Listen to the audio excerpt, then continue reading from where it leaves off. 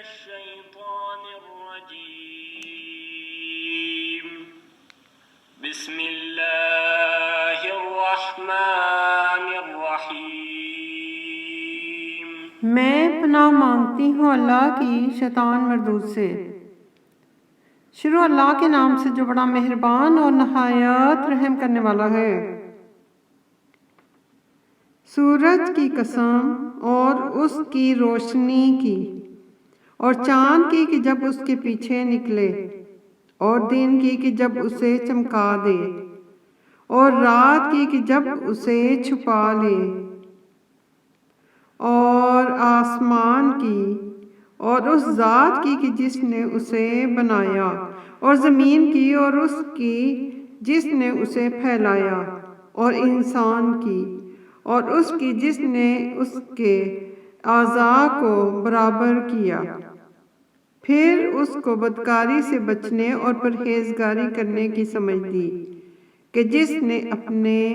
نفس یعنی روح کو پاک رکھا وہ مراد کو پہنچا،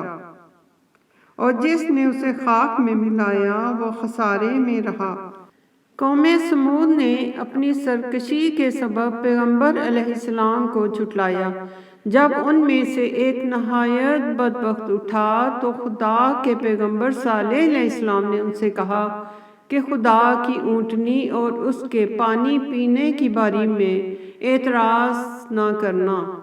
مگر انہوں نے پیغمبر علیہ السلام کو جھٹلایا اور اونٹنی کی کونچیں کاٹ ڈالی، تو خدا نے ان کے گناہ کے سبب ان پر عذاب نازل کیا اور سب کو ہلاک کر کے برابر کر دیا، اور اس کو ان کے بدلہ لینے کا کچھ بھی ڈر نہ تھا۔ اللہ اکبر۔ ربنا آتنا فی الدنیا حسنۃ وفی الآخرۃ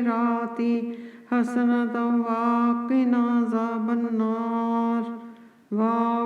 عذاب النار